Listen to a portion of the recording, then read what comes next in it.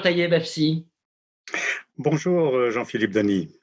Taïeb Afsi, vous êtes professeur de management et stratégie à HEC Montréal.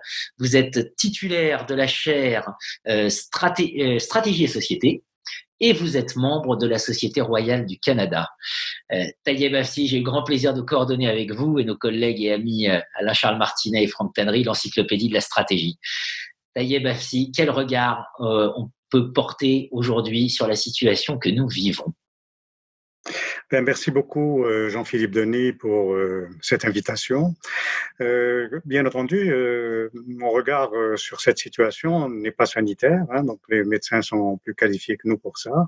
Mon regard est plus organisationnel, donc j'essaye d'apporter des éléments qui permettent de comprendre comment cette organisation ou comment les organisations impliquées fonctionnent dans des cas comme lorsque survient une crise humanitaire, un cataclysme, disons une catastrophe comme Fukushima au Japon ou comme ce que nous vivons actuellement, le SRAS 1, ce qui a été vécu auparavant, et le SRAS 2 aujourd'hui, on a toujours tendance à rassembler les spécialistes directement concernés.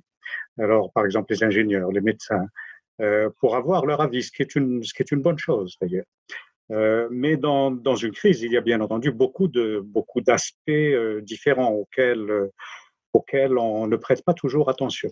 Alors, consulter seulement les ingénieurs, par exemple, ou les médecins, c'est comme si dans l'entreprise, on ne prenait l'avis que des responsables ou des fonctions de marketing ou de finance lorsqu'on veut orienter, si tu veux, l'organisation.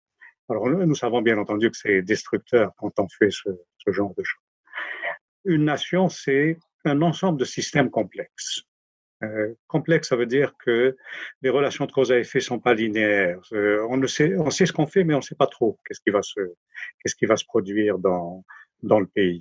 Alors, dans des situations comme celle-là, si en plus de cela, on a une contrainte de temps, c'est-à-dire il faut agir vite. Alors bien entendu, ça veut dire qu'on est dans l'obscurité la plus totale.